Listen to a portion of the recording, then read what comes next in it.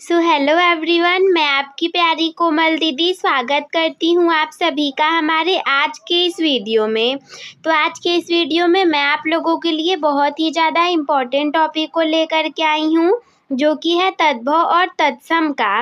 और यकीन मानिए, आज के इस वीडियो को देखने के बाद आप लोगों का तद्भव और तत्सम का टेंशन बिल्कुल ही ख़त्म हो जाएगा और इससे बाहर आपके एग्ज़ाम में कुछ भी नहीं होने वाला।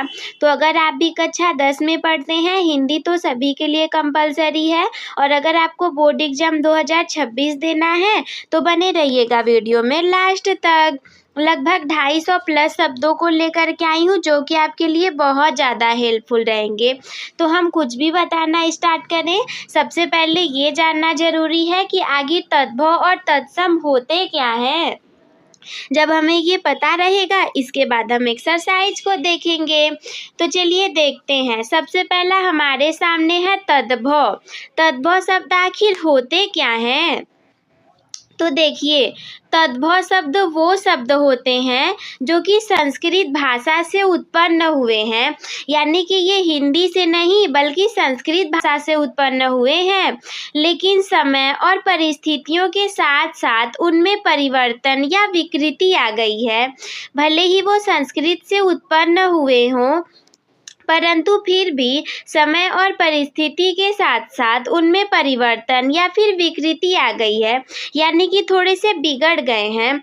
और ये शब्द संस्कृत से पाली, प्राकृत, अपभ्रंश जैसी भाषाओं के पड़ावों से गुजरते हुए हिंदी में आए हैं और इस यात्रा में इनका रूप थोड़ा बदल गया है, यानी कि निकले तो वो संस्कृत के शब्द थे, लेकिन कई सारी भाषाओं से होते हुए जब वे हिंदी में आए तो इनका रूप थोड़ा सा बदल गया।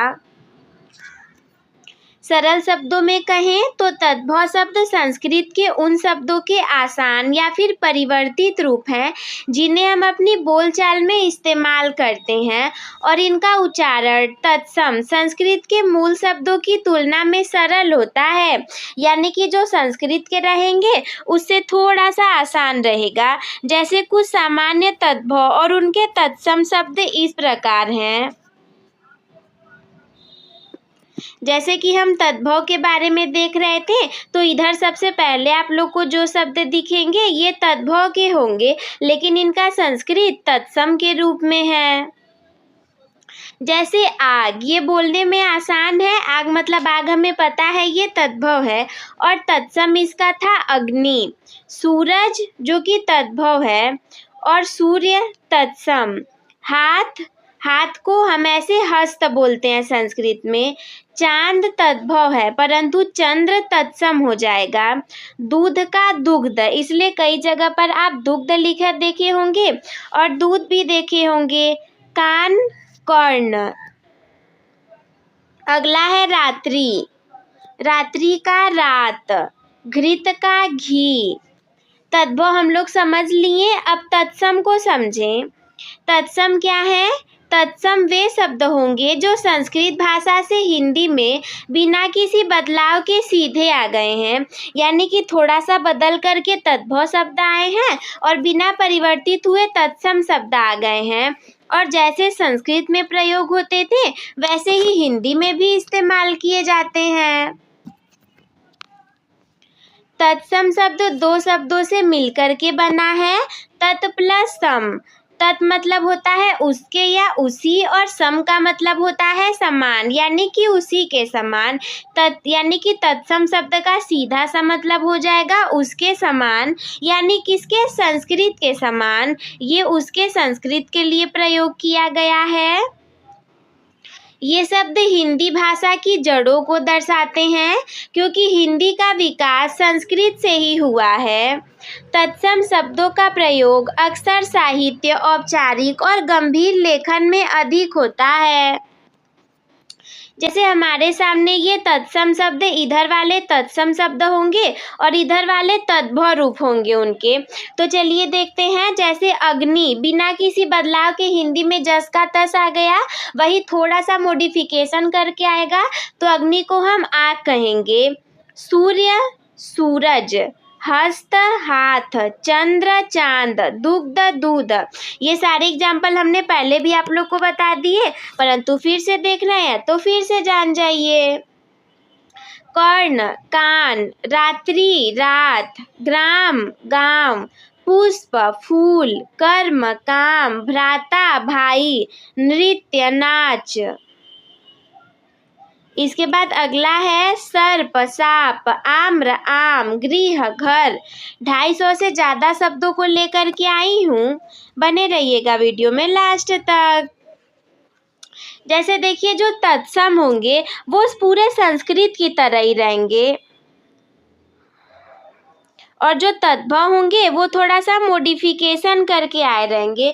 जैसे अग्नि, ये हो गया हमारा तत्सम, जिसका कि तद्भव हो जाएगा आग। अक्षी का आँख, अमूल्य का अनमोल, अमृत का अमीय, अर्ध का आधा। आप लोग के एग्जाम में ना तत्सम और तद्भव या तो दे देगा कि इन दोनों तद्भव के तत्सम बनाइए, या तो इन दोनों तत्सम शब्दों के तद्भव बनाइए। तो पढ़े रहेंगे तो आप लोग बना लेंगे। याद रखिएगा, इधर वाले सारे तत्सम होंगे और इधर वाले तद्भव होंगे। जैसे अर्ध का आधा, अद्य यानी आज, अंधकार अंधेरा, अन्न अनाज, अज्ञान अनजान, आश्चर्य अचरज, अष्ट आठ।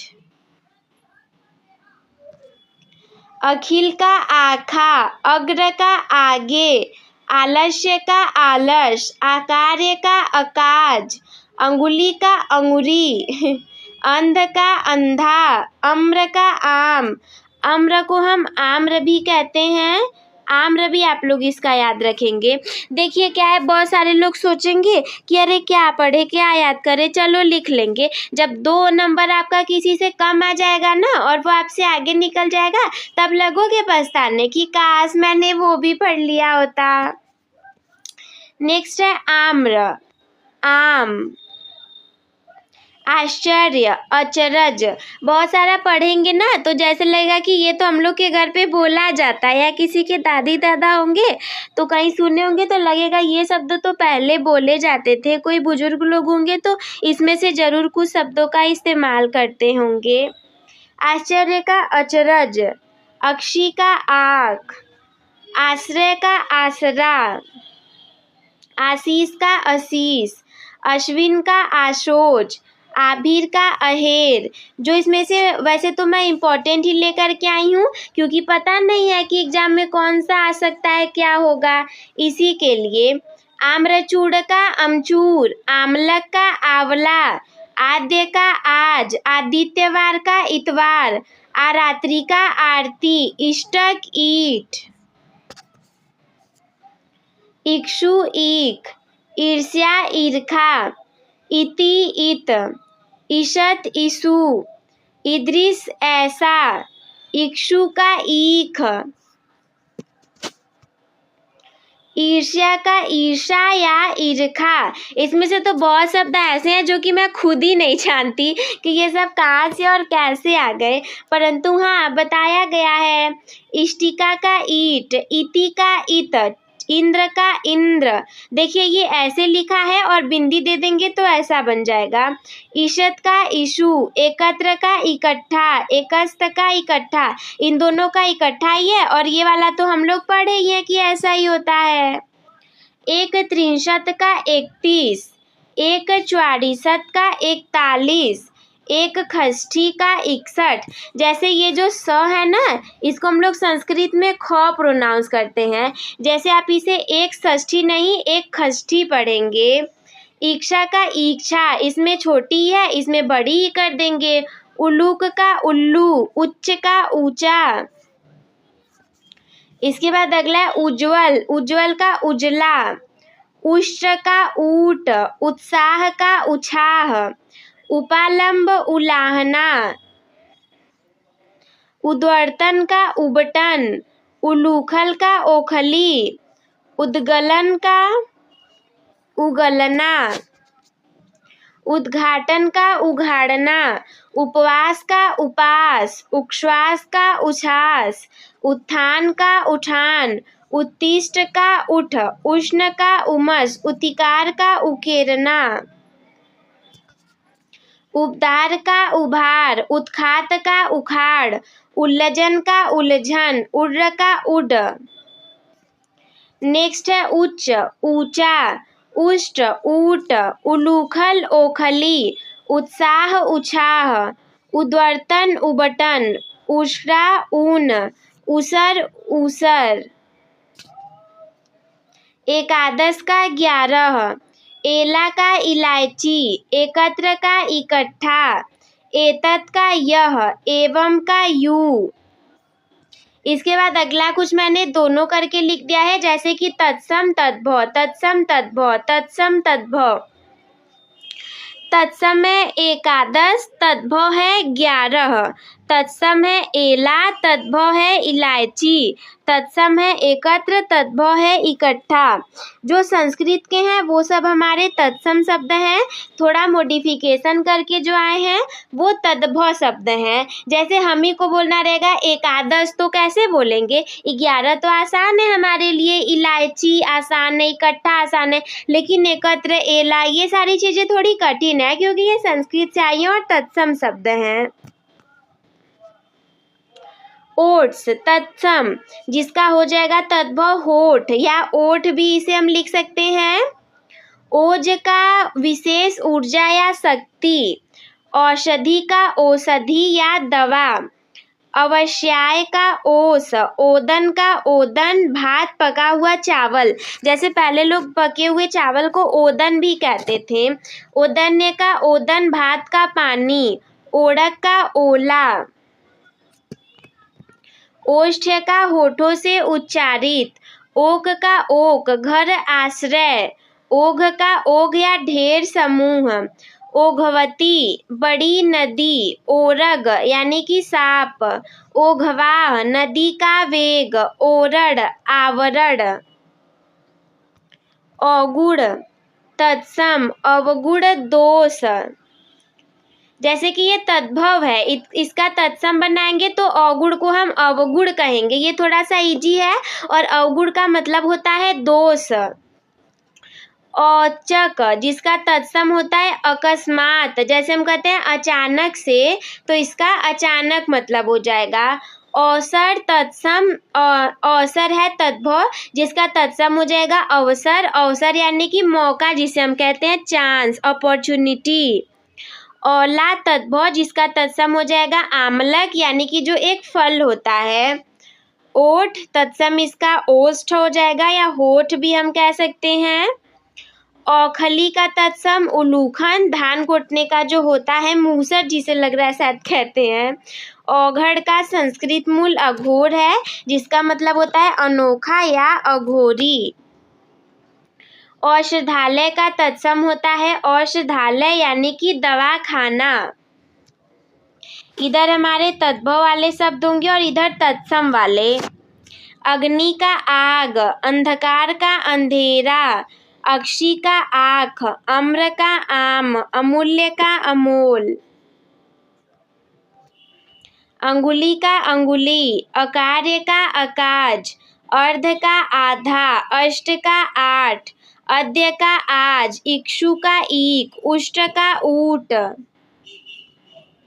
उच्च का ऊंचा, उलूखल का ओखली, कपूर का नहीं, यहाँ पे कर्पूर रहेगा, कर्पूर का होता है कपूर, से पीछे कर तू, मैं यहाँ लिख देती हूँ, ऐसे लिखा रहता है कर्पूर, तो इसे आप बताओगे कपूर। कार्य का काम, काष्ठ का काठ, कुपुत्र का कपूत, कूप का कुआं, कर्ण का कान, ग्राम का गांव, गर्दन का गर्दन, ये स्वयं का एक तत्सम शब्द है जिसका तद्भव गर्दन ही है। गोमय का गोबर, गृह का घर, घृत का घी। आप लोग को पढ़ते पढ़ते याद हो जाना चाहिए ताकि एग्जाम में भूले नहीं, वैसे भूलेंगे भी नहीं, बस याद हो जाना चाहिए, 1-2 बार पढ़ेंगे, इसमें याद करने जैसा कुछ है नहीं, वो अपने आप ही याद हो जाता है। चंद्र का चांद, चर्म का चमड़ा, चित्रकार चितेरा, छत्र छाता, जीर्ण झीना, जंघा जांघ, दुग्ध का दूध। कई सारे वर्ड तो 2 बार आ गए हैं, बस बहुत कम ही आए हैं, अब नहीं आएंगे। दंत का दांत, दीपक का दिया, धूम्र का धुआं, नग्न का नंगा, नृत्य का नाच, निद्रा का नींद, पत्र का पत्ता, पुत्र का पूत, पक्षी का पंछी, पाद का पाँव, रात्रि का रात, लज्जा का लाज, लोह का लोहा, श्रृंगार का श्रृंगार। इसमें हम बड़ा सा लिख के ऋषि की मात्रा लगाएंगे, इसमें छोटा सा लिख के छोटी ई की मात्रा। सप्त मतलब होता है 7, स्वर्ण मतलब सोना, हस्त मतलब हाथ और हरिद्रा मतलब हल्दी। तो बस दोस्तों, आज की इस वीडियो में इतना ही। आई होप कि कम समय में आप लोग को ज़्यादा चीज़ें क्लियर हो पाई होंगी, अच्छे से समझ में आ गई होंगी। तो अब आप लोग को क्या करना है, start your topper becoming journey with the topper by subscribing the channel. Also you can like the video, share with your friends. If there is any doubt in your mind then you can comment me. Take care, bye bye. I will see you in the next video.